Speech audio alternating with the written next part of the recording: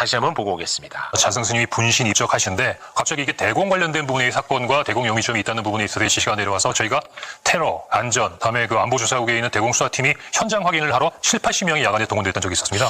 그때 이 지시를 저한테 대통령으로 받고 전달했던 분이 당시 조태용 국방부시장이십니다. 와, 이거는 진짜 도저히 해석이 안 됩니다.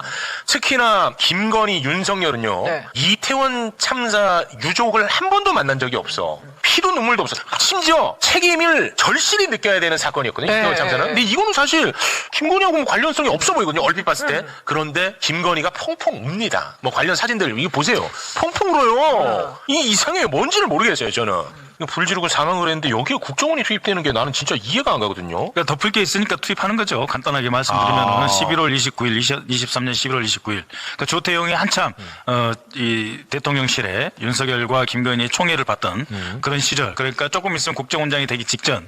이때 이제 조태용이 당시 홍장원은 해외 담당, 북한 담당 1차장을 했는데 그때 원장 직무 대리였어요. 여기에다가 명령을 내리는 거 아닙니까? 빨리 가봐라 하는데 정말 미스테리한 것은 우리가 아무리 빨라도요 소방대원보다 빨릴 수 없거든요. 네. 119에서 불난 것보다 더 빨리 움직이는 집단은 없어요, 우리나라에서. 네, 뭐 그렇겠죠. 없어요. 네. 근데 몇 시에 정확하게 지시가 내려왔는지, 네. 어떻게 소방대원보다도 먼저 현장에 갔는지, 또 소방대원하고 먼저 현장에 가서는 대공 용의점을 찾아라라고 하는 건 뭐냐면은 가장 무시무시한 방법을 다 동원해서라도 증거를 확보해라.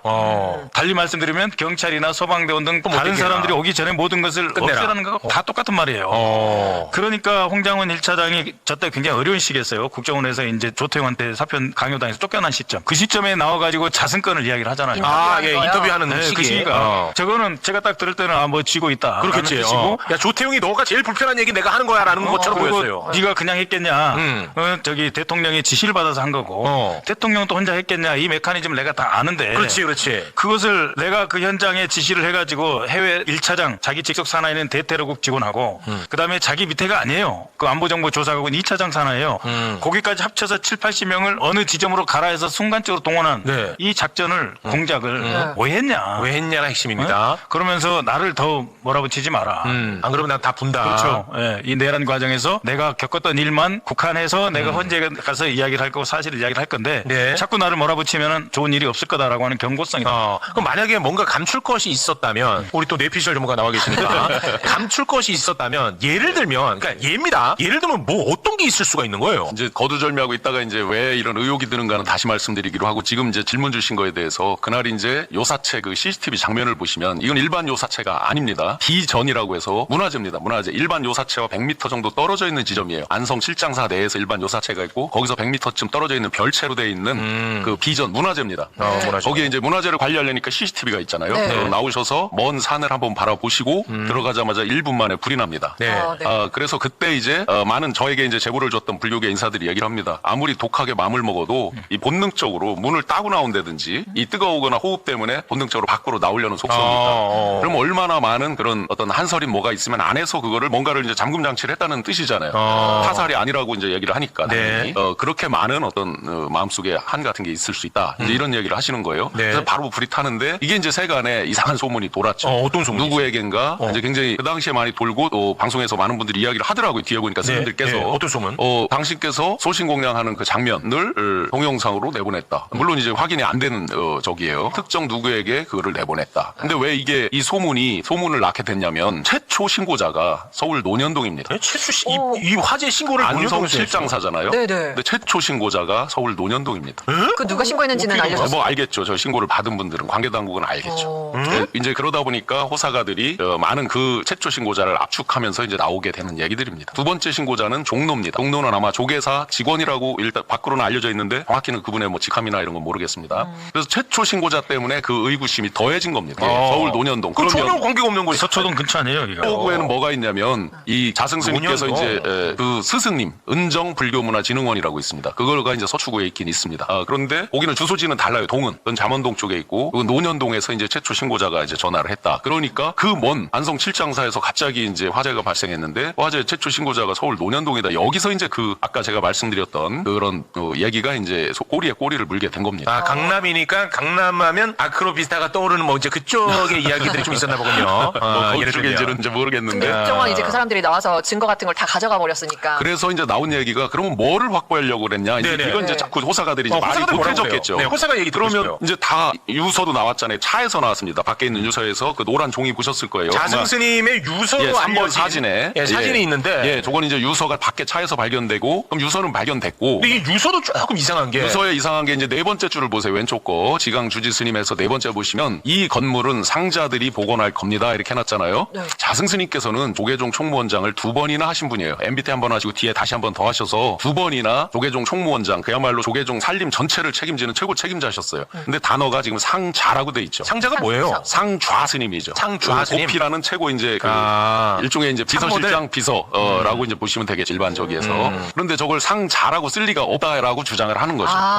그래서 그러니까 이게 본인의 필제는 맞는 것 같은데 일견 맞는 것 같은데 그 큰 스님이 상좌 스님과 상자를 틀릴 리가 없다. 이게 이제 일반적으로 주장을 하는 내용들입니다. 저거에 대해서 그래서 아주 강력하게 조사를 해야 된다. 그다음에 저 내용 중에 보시면 네. 검시할 필요가 없다. CCTV에 녹화되어 있다. 이게 이제 소위 제대로 어떤 입적을 하려고 마음먹은 사람도 저렇게 쓰기는 어렵다는 거죠. 일반적으로는 거의 이 상식적이지 않다라는 얘기고 마지막에 남기는 말치고는 경찰들을 향해서 검시할 필요 없다? 저 그래서- 얘기를 남길까? 저 문장 때문에 나 이거 이상해. 내가 억울하게 이렇게 당한다라는 걸 세상에 알리고 싶었다라고 해석하는 분들이 많은 거죠. 우리 의원님은 뭔가 많이 알고 계시는데 말씀을 안 하시네. 잘 모릅니다. 근데 한번 생각을 해보세요.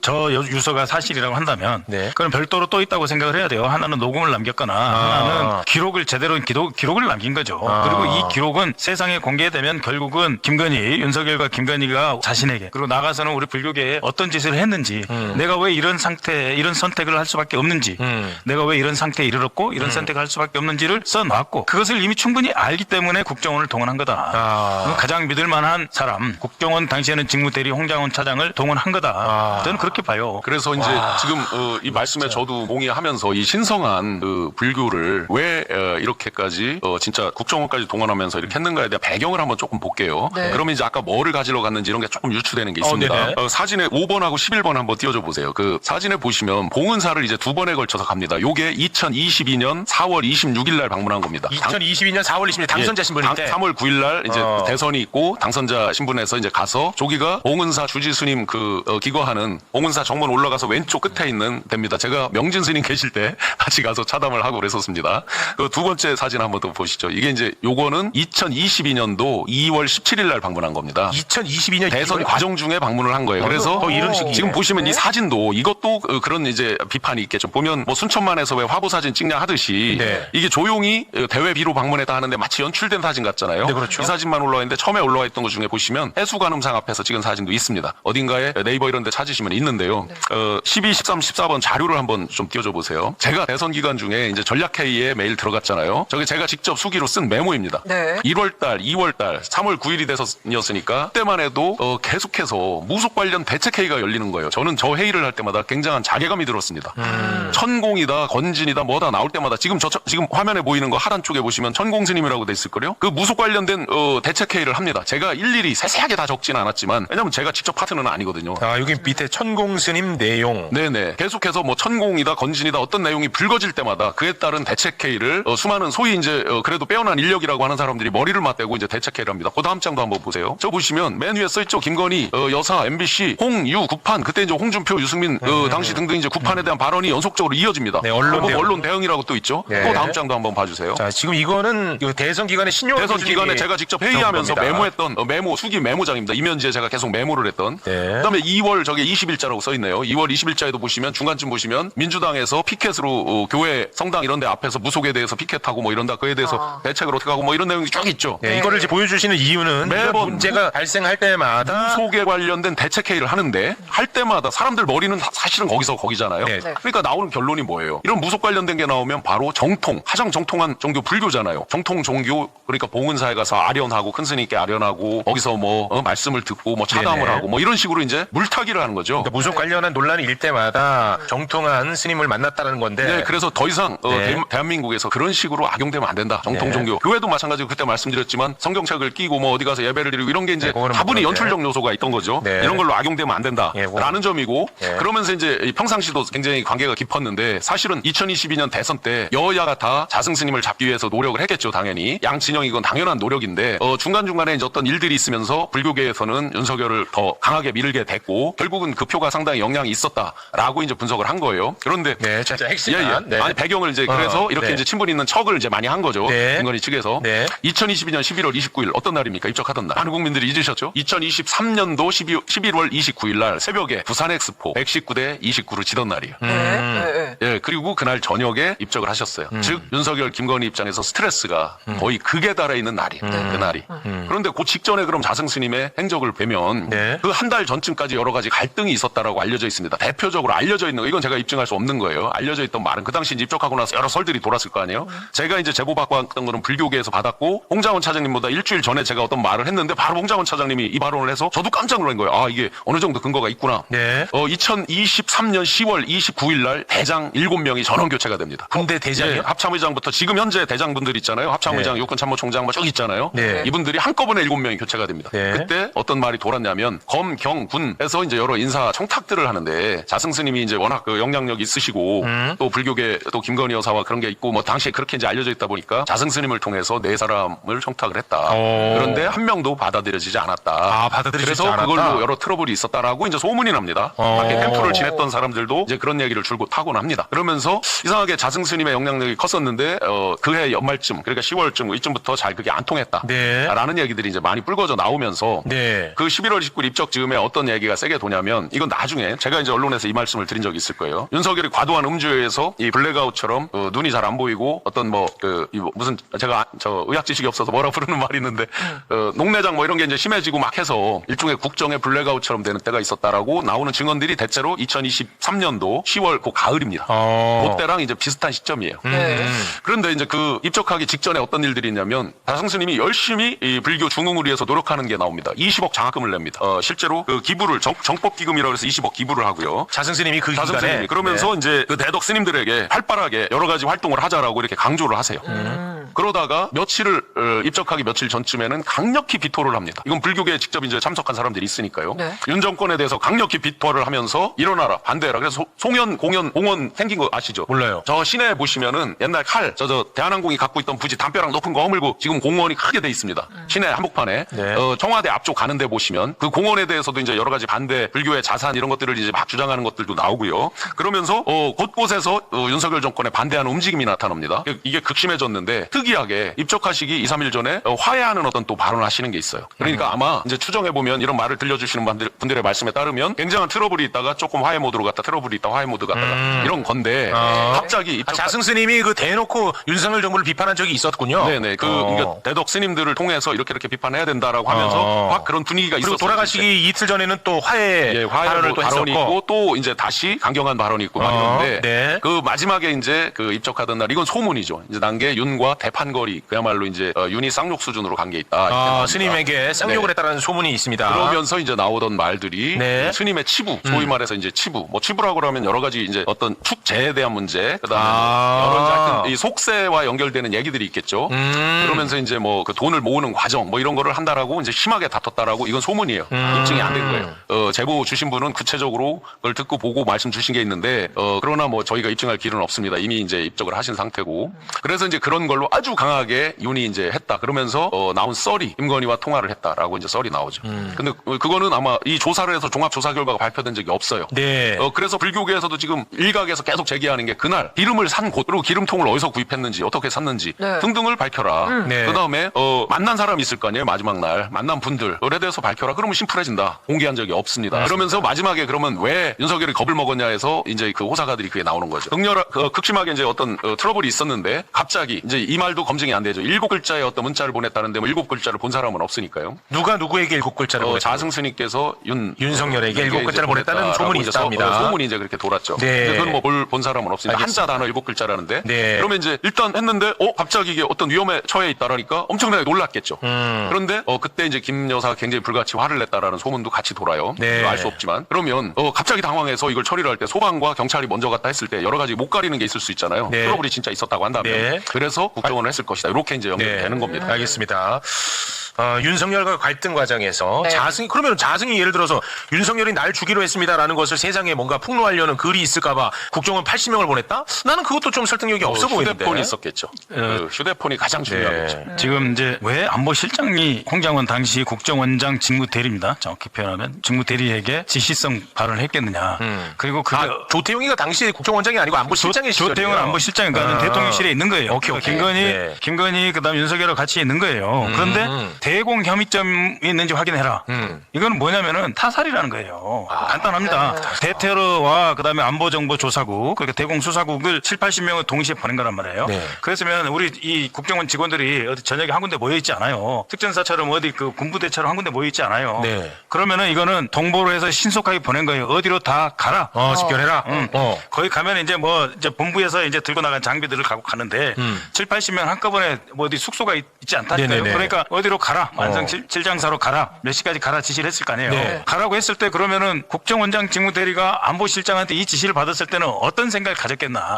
이건 엄청 안보상으로 중요하고 대테러.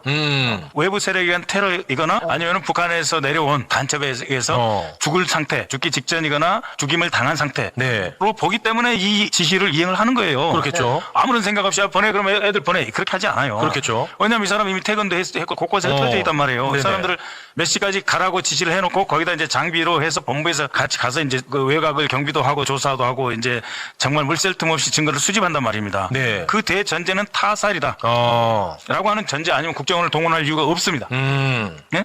자살 사건에 동원이 되지 않아요. 그다음에 이제 이 국정원에서 대테러국이 출동하는 경우가 있습니다. 어떤 경우가 있냐면은 우리나라에서 이제 대통령, 그다음에 오부 요인, 네. 그다음에 국회의원, 그다음에 5대 기업 재벌 총수 네. 등 포함해서 몇백 명이 있어요. 그 몇백 명 안에 이분은 포함이 안 돼 있어요. 자승스님 안 돼 있겠죠. 안 돼 있어요. 그러니까 당연히 이분은 그렇겠지. 뭐냐면은 그 외에 갑자기 대테러국이 이렇게 확 출동할 때는 여러 사람이 모여 있는 뭐 축구장이나 어디에 폭탄이 폭파했다든지 이럴 때는 퇴거 가지만은 네. 이렇게 한 사람이 죽는 사건에 이렇게 많이 가지 않아요. 그렇지. 그럼 오로지 이유는 딱 하나. 타살이라고 느낌을 받았고 이 타살의 배후에는 외국 세력이 있거나 북한이 관여해 있다라고 하는 고도의 첩보를 그렇겠죠. 내가 아닌 네. 즉 국정원이 아닌 다른 쪽에서 안보실장이 받았기에 나한테 지시하고 그렇겠죠. 그거는 대통령이 지시사항이라고 하기 때문에 이행을 하는 거예요. 네. 그 전제. 그러면 조태용은 왜 시켰냐? 조태용도 그렇게 믿은 거지. 조태용도? 대통령과 김건희 지시로 야 자승 오늘 저녁에 이 소신 공양에서 돌아가실 것 같으니까 미리 한번 봐. 그러면 의료진 보내고 해가지고 사진에 막아야죠. 네? 그러면은 대테러국하고 이 그 안보정보조사국 대공수사국은 사전 예방팀이 아니에요. 예방팀이 아닙니다. 네. 자기들이 가서 전화를 하고 다 말릴 거 다 했는데 죽을 것 같은데 이 돌아가실 분이 뭔가 엄청나게 나에게 불리한 것을 터뜨리거나 숨겨놨거나 네. 시한폭탄으로 매설을 했거나 이런 두려움이 있기 때문에 가서 싸그리 정리를 해라. 근데 누구를 정리를 해? 국정원이 제일 잘할 것 같은데 국정원한테는 타살이라고 분명하게 그런 그 지시가 조태용을 통해서 갔기 때문에 안보당국이 움직이는 거예요. 네. 안보당국이 7, 80명이 움직여 보통 웬만한 사건 나도요. 네. 7, 8명, 그러니까 안보정보조사국에서 한 3, 4명, 대테러국을 한 3, 4명밖에 안 가요. 우리 그 이재명 대표님 그 필습 현장에 네. 국정원 직원이 그 강서 경찰서에서 갈 때 6명이 갔어요. 야, 그 큰 사건도. 셋, 대테러국 셋, 안보정보조사국 셋에서 6명, 와. 플러스 군쪽 해서 총 11명이 가요. 강서 경찰서에. 이게 80명이야. 그 여기 7, 80명이 간 거예요. 이거는 와. 곧 죽고 거기에 외부 세력이 있으니까 싸그리 조사해서 싹 끌고 와라고 하는 지시가 없으면 이런 일은 불가능하다. 네. 그러면은 예를 들어서 지금 뭐 어찌됐든 뭐 좀 미스터리로 남아 있는데 이거를 수사하려면 어떻게 해야 돼요? 수사하려면 일단 확보된 증거부터 갖고 와야죠. 그러니까 이제 그 국정원에서 모아서 이걸 어디 한 군데 정확하게 모아놓는 곳이 있거든요. 뭐 손 못대게 봉인을 해놓은 게 있어요. 네. 이걸 다시 가져오려면 원장을 지시가 있어야 돼요. 국정원장의 원장의 지시. 지시해서 이거를 재수사해야 되고 수사의 자료로 검찰에 수사를 의뢰하라. 네. 그리고 그 전 단계에서는 이 감찰실이나 감사관실에서 조사를 해라. 하고는 원장님의 지시가 있지 않고는 네. 이 봉인된 거 못 열어요.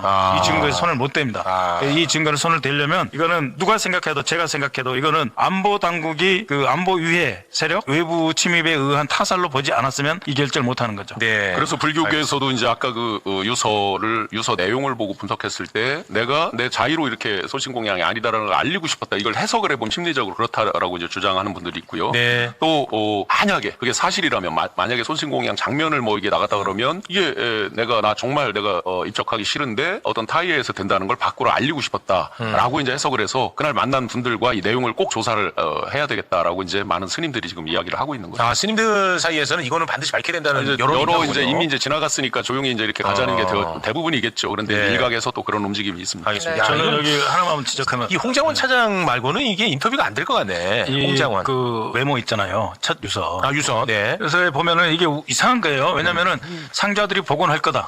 네. 자, 조금 있으면 돌아가실 분이 복원된다 안 된다 이게 중요합니까? 그러니까 그거 하나도 안 복원된다면 왜 이걸 불을 질러요? 그러게. 이거는 이 불난 곳을 띠적거리지 말라. 거기에 세부치가 있든 핸드폰 있든 뭐 그러니까. 내 신발 밑에다가 내가 뭐 유서를 꽂아놨든 뭐도 이거 뒤집지 말라는 이야기예요. 그게 이상하다는 거예요, 저는. 아니, 복원 돌아가시면서 이런 얘기를 왜 아니, 해? 왜냐 우리 내 제자들이 복원할 거니까 손대지 마라 하는데 예를 들면 주지기 스님이 할 거야라든지 아니면은 뭐 조계사에 누가 할 거야라든지 총무국장이 복원할 거야인데 이렇게 써야 돼요. 네. 조계사에 이 총무 스님 정도 되시는 분의 유서에 네. 이걸 누가 복원할 거다 하면은 뭐 총국장이 한다든지 뭐 시설이라든지 누구한테 임명을 하지 상자라고 안 써요. 상자승은 동자승 바로 위가 상자승들이에요. 이상해. 그 복원을 상자승이 한다는 게 말이 안 돼요. 상자 네. 그것도 상자라고 쓰잖아요. 그러니까. 이거는 뭐냐면 내가 죽은 이 공간 이거는 어차피 문화재로 복원하는 거는 다음 사람들 아살 손대지 말라는 이야기예요. 그러니까, 네. 뭔가, 이거는 좀 미스터리한데, 이거는 홍장원 차장과 홍정원 이야기를 차장하고 여기에 나눠봐야 될것 투입됐던 같아. 단장, 국장들이 다 조사해야 돼요. 네. 그들은 다 안다고 봐요. 홍장원은 안다고 봐야 돼. 딱 가면 느낌이 와요. 아, 이거는 자살이다, 타살이다. 네. 아니, 의심스럽다. 그때 자승이 굉장히 힘들었다는 거 아니에요.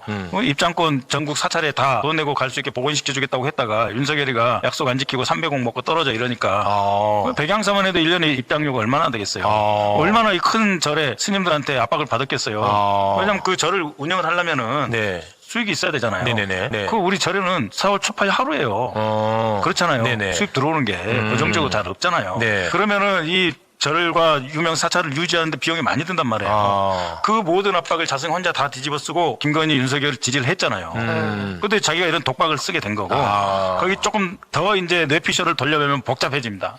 그러니까는 10월 말에 사성 장군 인사했었고 11월 9일 날 삼성 장군 우리가 잘 알고 있는 곽정근 그다음에 여인영이 다 이때 삼성 장군 11월 9일 날 임명됐고 정보사령관 문상호 11월 13일 날 임명됐거든요. 네. 그리고 이해 말에 12월 말에 술 먹으면서 윤석열이가 최초로 비상대권에서 계엄하겠다는 말을 한단 말이에요. 그러니까 이때가 묘하게 이렇게 정세가 전환되고 그러면서 조태용은 안보실장에서 바로 국정원장으로 임명을 받아요. 아, 뭐 이상해. 그래서 24년 1월 16일 날 임명을 받는단 말이에요. 네. 그 바로 원장이 되고서 내려온단 말이에요. 네. 이런 전체적인 그 구도, 그러니까는 자신이 그 쿠데타 내지는 비상계엄을 하려고 하는 세판 불격이도 떠나고 하니까 내가 엎어버려야 되겠다는 이런 분위기 있잖아. 네. 그것과도 좀 연관이 있겠다. 근데 그거에 대한 증거는 없고. 알겠습니다. 우리 의원님은 그 홍장원 차장이랑은 좀 친분이 있나요? 홍 차장하고는 저하고는 좀 미묘한 관계죠.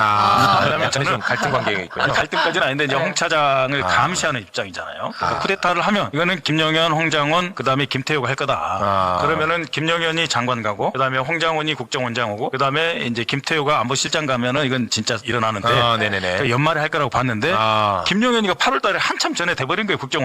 그 국방장관이. 그리고 조태용이 원장으로 와버린 거죠. 그리고 홍장원 차장은 이 주도 세력으로 쿠데타의 주도 세력에서 사실 좀 밀려요. 그렇지만 여전히 저희 입장에서는 늘 경계의 안테나를 대상이었어. 세우고 홍 차장 잘 있냐 뭐 이런 그런 식이었습니다. 홍 차장을 한번 인터뷰를 하면 좋을 것 같다는 생각이 듭니다. 근데 이제 매우 이 양반이 의외로 홍장원. 기본 나라가 어떻게 돌아가야 된다. 네. 대한민국이 어떻게 유지해야 된다라고 하는 기본의